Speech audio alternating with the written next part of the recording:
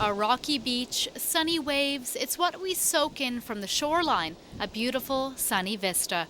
But others may argue it's what's under the water that holds even more beauty.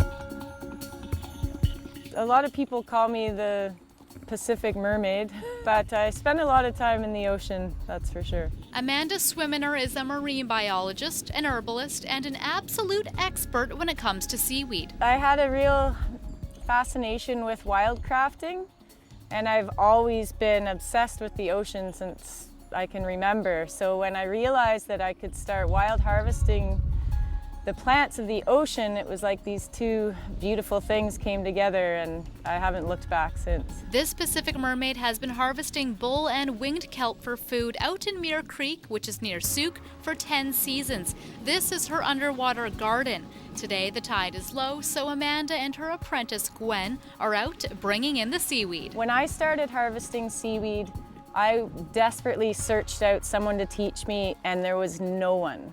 So it's a real passion of mine to be able to share my knowledge. These fronds that are growing laterally off the stite, those are the sporophylls, and that's how it reproduces. Amanda works for the most part with the kelp family. So this time of year she's harvesting alaria, which is also known as winged kelp. So after she's taken it from the ocean, she'll bring it to her vehicle, drive to her house, and now it's ready for step 2.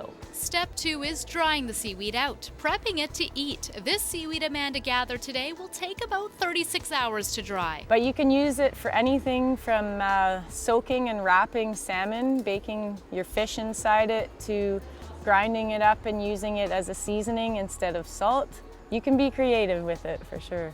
Amanda sells her seaweed in sheets, but for those who aren't a fan of the fishy taste, she has an alternative: seaweed flakes. You need very little a day to get the health benefits, as little as 3 to 5 grams a day, which of the flakes, that's about not even a teaspoon. And the health benefits are huge. It's said alaria is the highest source of calcium on the planet. It's also high in vitamins A, B, C, E, and K. It contains sodium alginate, a compound that binds to certain heavy metals and safely clears them from the body. And some studies have even shown anti-cancer activity in this seaweed. The kelps are my absolute passion within seaweeds. I just really resonate with the kelps. But Amanda warns, if you're going to harvest seaweed, get a bit of training first. If someone were to mistakenly rip up the alaria from her sea garden, it would be gone in no time. And that's only one concern. The land here is not protected, and the logging, there's been extensive logging which has led to a lot of landslides. And that affects the seaweed because the landslides throw a lot of silt down the creek. And if the seaweed gets too covered with silt, it can't photosynthesize and it'll eventually smother. Amanda's been trying to get this area protected as a park. She feels there's been progress, but still waits for the day when she can harvest her underwater garden worry-free. Out near Souk, I'm Muranetz for The Daily.